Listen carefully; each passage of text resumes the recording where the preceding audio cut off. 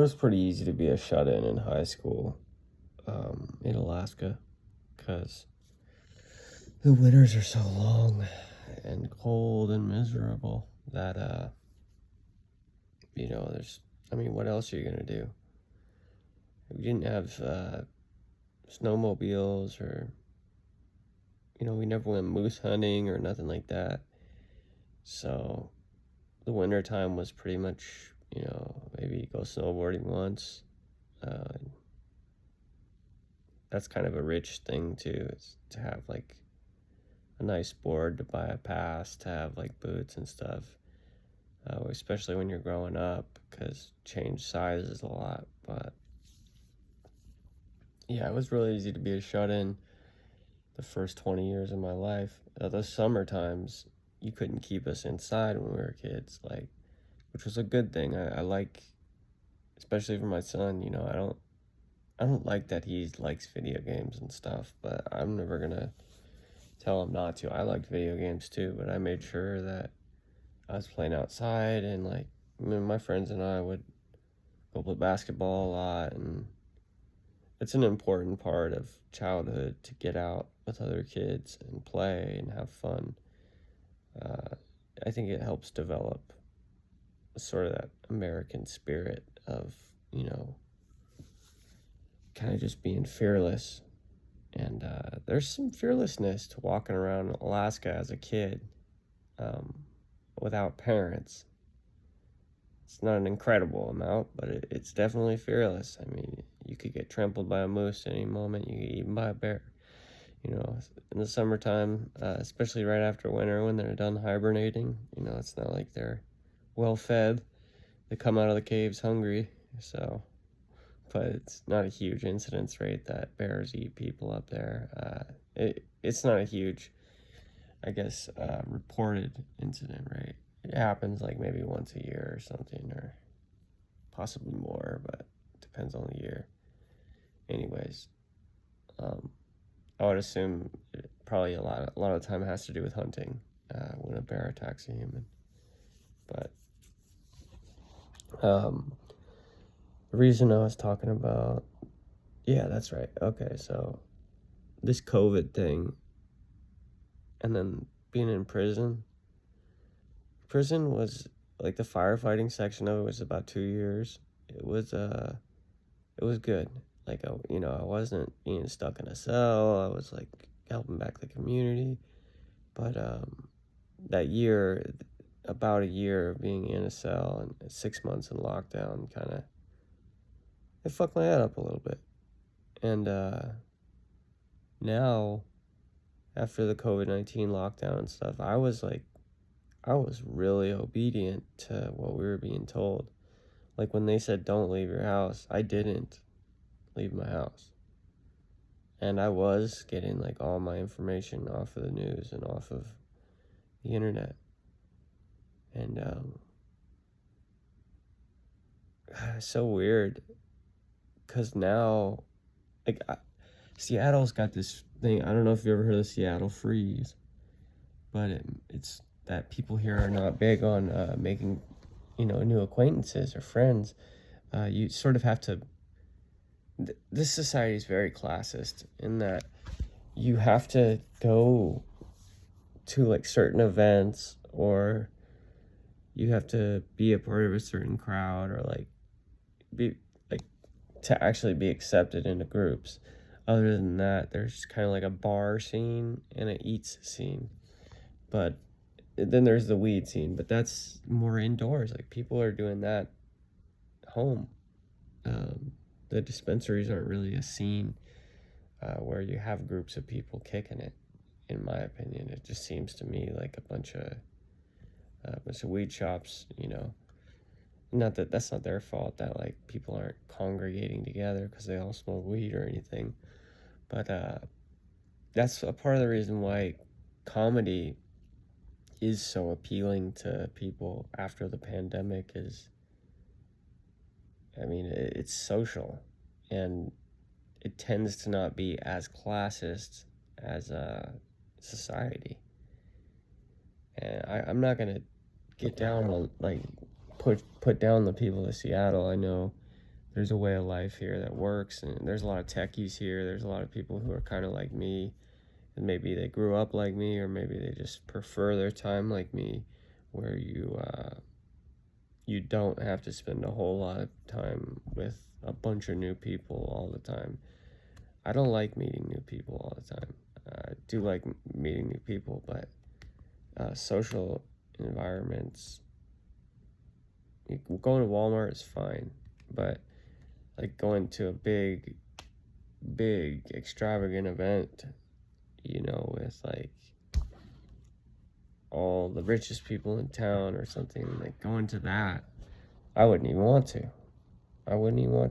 And I'm sure they wouldn't want me there anyways, but it's a weird thing, like how after this pandemic, I think a lot of us have become antisocial, and I think we're all extroverts and introverts to a degree. We all have the capability to do both, or at least I think we do. From my perspective, it seems like I can do both, and that I'm very introverted. For example, the first date I got in high school, with a friend, it was gonna be like a group date, and my friends came over and knocked on my door, and I just hid in my room because I was so scared to go on a date with a 16-year-old girl. And anyways, long story short, that didn't happen. But yeah, either way, it's been an interesting life, growing up, finding out exactly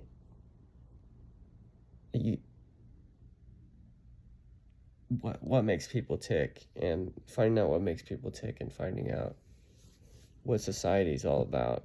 And it varies. There's a variety in America, especially, I would say. I've never left the States, but I think that we have such a wide spectrum of people and like what they like to do. But this pandemic kind of put a fucking stick in the gears. I'm not into it anymore, man. I like to be alone, but I don't like to be this alone. I got my friends and stuff. I got my best friends, and I can count them all on one hand. But I used to have a lot more friends, and that's fun to have, like, friends that aren't your best friend. I kind of miss it. And there's something in me that doesn't want to go to AA and NA to get those friends. Because I don't want somebody telling me that if I smoke weed, I'm not sober. And I don't want to go to a comedy club to get those friends, because I'm not a comedian. I'm not funny. And I don't want to be a hack, I don't want to be a poser. I know what I've done the last 16 years of my life, and it's, make a family and go to prison, do an army term. Yeah, none of it had to do with stand-up comedy. I've always loved comedy, and I've always wanted to watch comedy movies, and stand-up comedians have always been fascinating to me, because not only are they like harnessing public speaking, but they're kind of like an improv genius. They learn how to make the people laugh that are the hardest to make laugh. And then the people who are the hardest to make laugh, they all get together and they make each other laugh until they piss their little pants. And it's like, that's how you get really funny people. Like Tom Segura. In what other life is he not a plumber? Or Bert Kreischer, like, in what other life is he not dead right now? Just kidding around, but I no, I mean, in all honesty, I respect the shit out of those two. They called me poor, and they have a shitty podcast, so yeah. Anyways, they call all of us poors.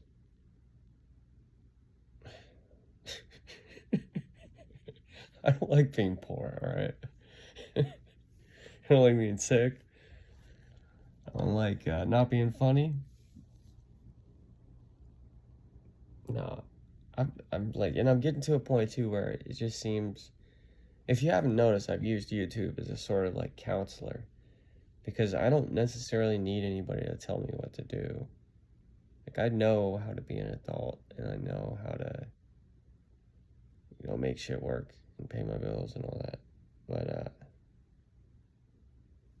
I don't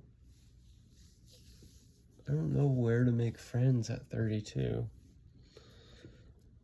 Doing some online dating, and it seems like the really slutty girls are gravitating towards me more than anything, which is like, that's not that fun. I'm not super interested in whores.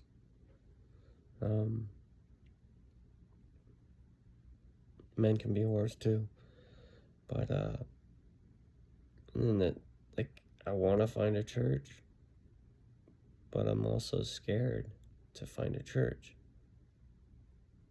just because of the judgment that comes from finding a church. Like, I just feel like, especially in the community I'm in now, I live on an island that's like really well off. I'm surrounded by wealth, and I'm not wealthy.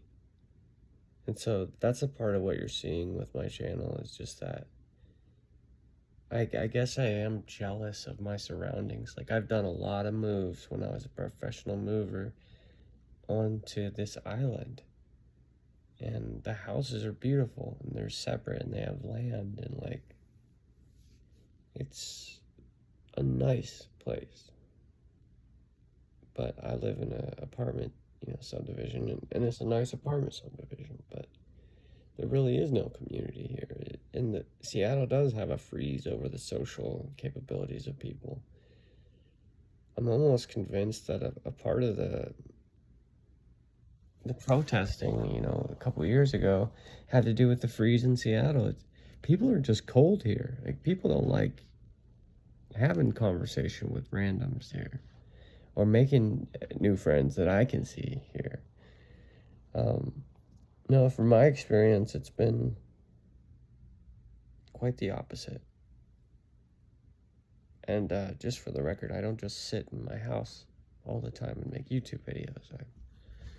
This is a more recent thing because of me trying to stay sober 100%, and me trying to get negative shit out of my life by just, blowing the whistle on shit. What's the best way to get someone who's a fucking dumbass out of your life? It's to tell them, I don't give a fuck about what you're doing, and, you could get caught for all I care.